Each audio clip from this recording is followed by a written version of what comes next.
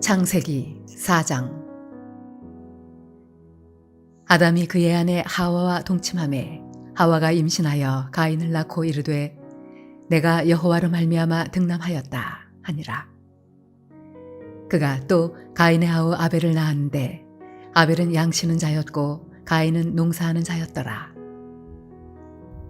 세월이 지난 후에 가인은 땅의 소산으로 제물을 삼아 여호와께 드렸고 아벨은 자기도 양의 첫 새끼와 그 기름으로 드렸더니 여호와께서 아벨과 그의 제물은 받으셨으나 가인과 그의 제물은 받지 아니하신지라.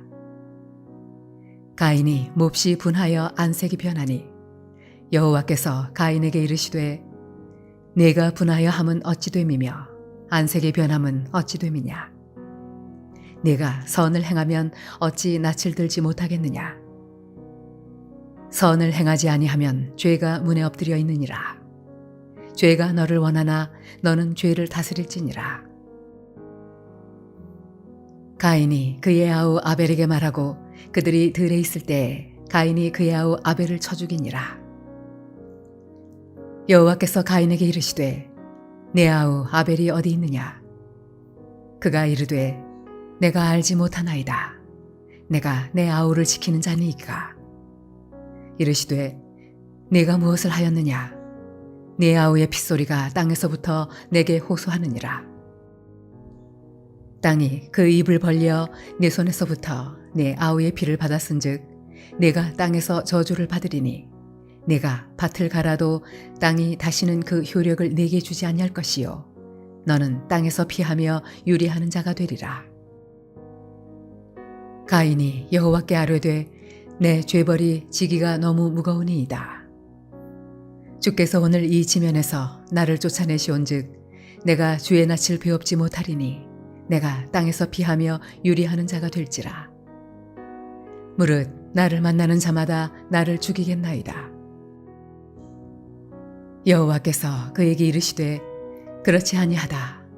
가인을 죽이는 자는 벌을 7배나 받으리라 하시고 가인에게 표를 주사 그를 만나는 모든 사람에게서 죽임을 면하게 하시니라. 가인이 여호와 앞을 떠나서 에덴 동쪽 노 땅에 거주하더니 아내와 동침하매 그가 임신하여 에녹을 낳은지라. 가인이 성을 쌓고 그의 아들의 이름으로 성을 이름하여 에녹이라 하니라. 에녹이 이랏을 낳고 이랏은 무후야엘을 낳고 무후야엘은 무드사엘을 낳고 무드사엘은 라멕을 낳았더라. 라멕이 두 아내를 맞이하였으니 하나의 이름은 아다요 하나의 이름은 실라였더라. 아다는 야발을 낳았으니 그는 장막에 거주하며 가축을 치는 자의 조상이 되었고 그의 아우의 이름은 유발이니 그는 수금과 퉁소를 잡는 모든 자의 조상이 되었으며 실라는 두발 가인을 낳았으니 그는 구리와 쇠로 여러 가지 기구를 만드는 자요 두발 가인의 누이는 나마였더라. 라멕이 아내들에게 이르되 아다와 실라여 내 목소리를 들으라. 라멕의 아내들이여 내 말을 들으라. 나의 상처로 말미암아 내가 사람을 죽였고 나의 상함으로 말미암아 소년을 죽였도다. 가인을 위하여는 벌이 7배일진데 라멕을 위하여는 벌이 77배이리로다 하였더라. 아담이 다시 자기 아내와 동침하매 그가 아들을 낳아 그의 이름을 셋이라 하였으니 이는 하나님이 내게 가인이 죽인 아벨 대신에 다른 씨를 주셨다 함이며 셋도 아들을 낳고 그의 이름을 에노스라 하였으며 그때 사람들이 비로소 여호와의 이름을 불렀더라.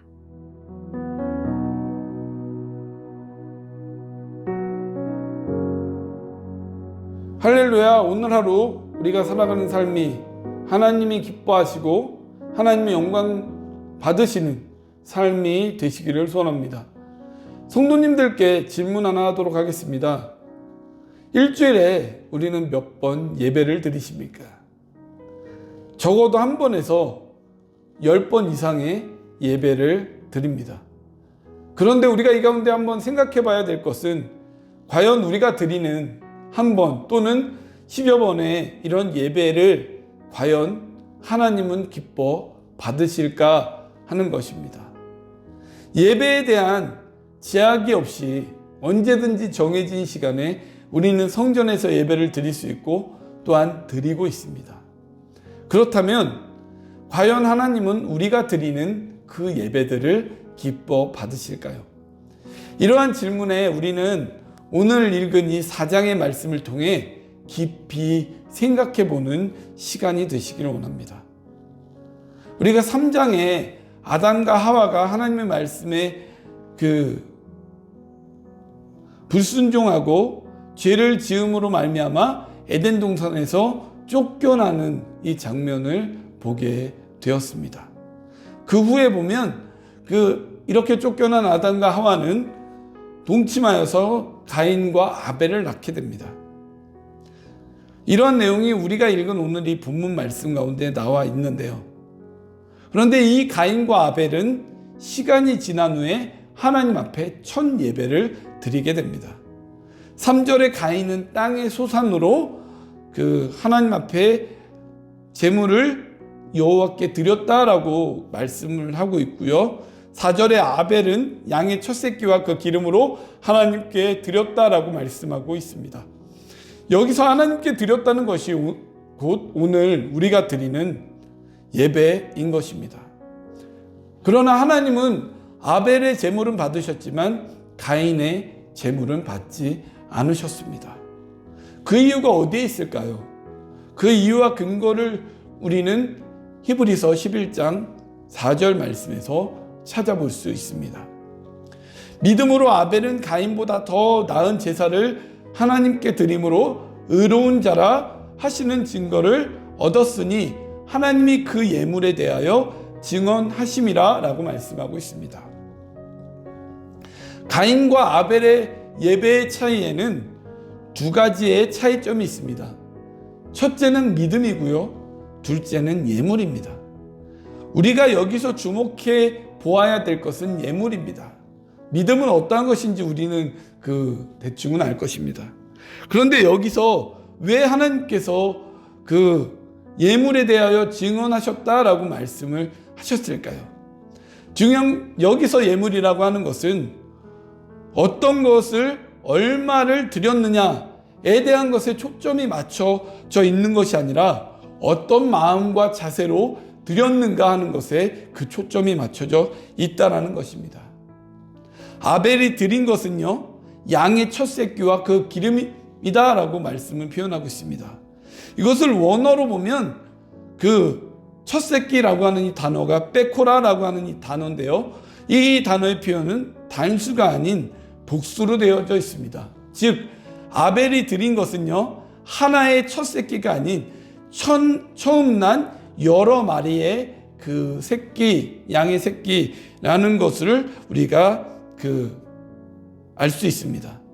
또한 이것은 복수의 의미만 가지고 있는 것뿐만 아니라 가장 뛰어난 것이나 우두머리라고 하는 의미도 포함되어져 있습니다.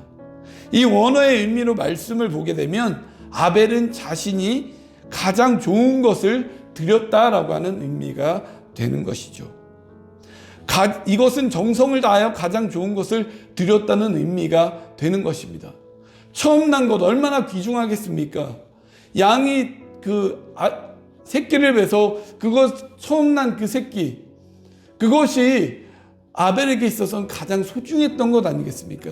가장 귀했던 것 아니겠습니까? 아벨은 바로 이러한 정성을 하나님 앞에 올려 드렸다라는 것이죠. 이렇게 드린 아벨의 태도는요, 하나님께서 만물의 주인 되심을 표현하고 있는 것이다라고 볼 수 있는 것이죠. 첫 새끼를 드렸다는 것은 하나님께서 이 모든 것의 내 것의 주인이 되셔서 하나님께서 이것을 주셨습니다라고 하는 믿음의 표현이 된다는 것입니다.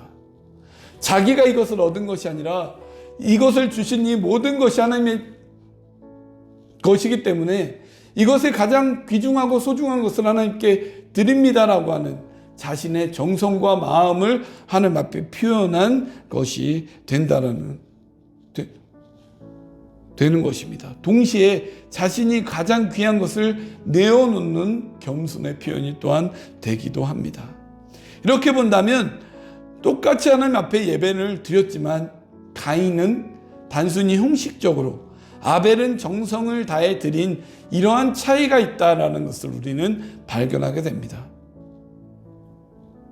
하나님이 원하시는 예배는 무엇을 드렸느냐라는 것이 아니라 어떻게 드렸느냐라는 것에 하나님은 그 예배에 대한 초점을 맞추고 있다라는 것이죠.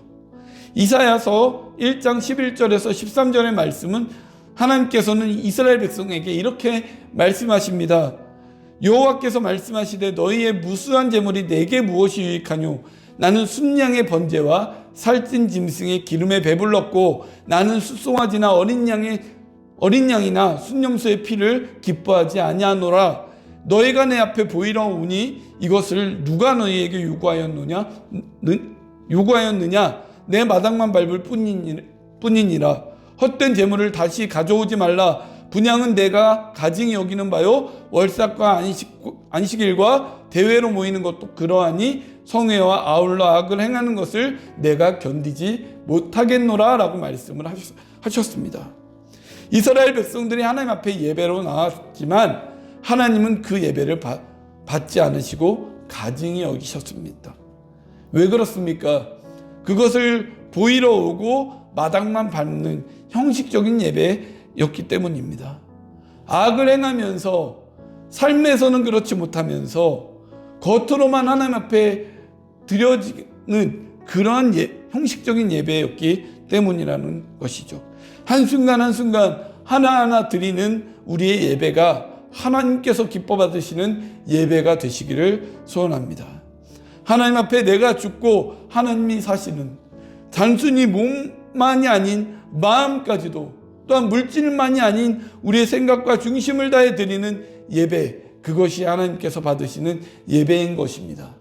또한 우리가 기억해야 될 것이 있다면 성전에서 드리는 것뿐만이 아니라, 것만이 예배가 아니라 우리의 삶의 현장이 예배여야만 한다는 것입니다. 나의 시간, 생각, 생활하는 것 모두가 하나님께서 기뻐 받으시는 것이어야만 한다는 것입니다.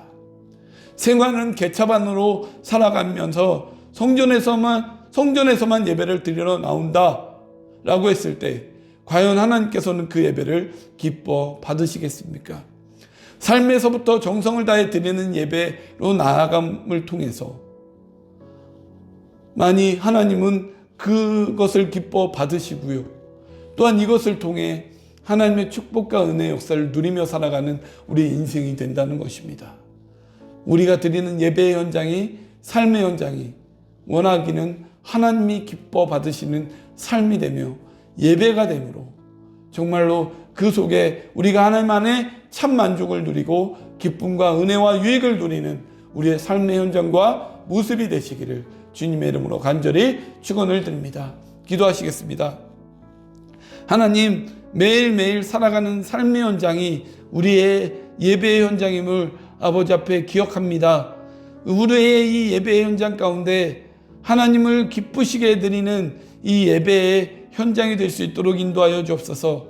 아벨이 드린 예배의 모습이 되게 하여 주시고 가인이 드린 형식적인 예배의 모습이 되지 말게 하시며 삶의 모든 한순간 한순간 속에서도 하나님이 기뻐 받으시는 우리의 삶이 될 수 있도록 인도하여 주시옵소서. 하나님, 그러한 삶을 살아가도록 우리를 붙잡아 주시고 인도하여 주시기를 간절히 소원하며 이 모든 말씀 우리를 구원하여 주신 예수님의 이름으로 기도하옵나이다. 아멘.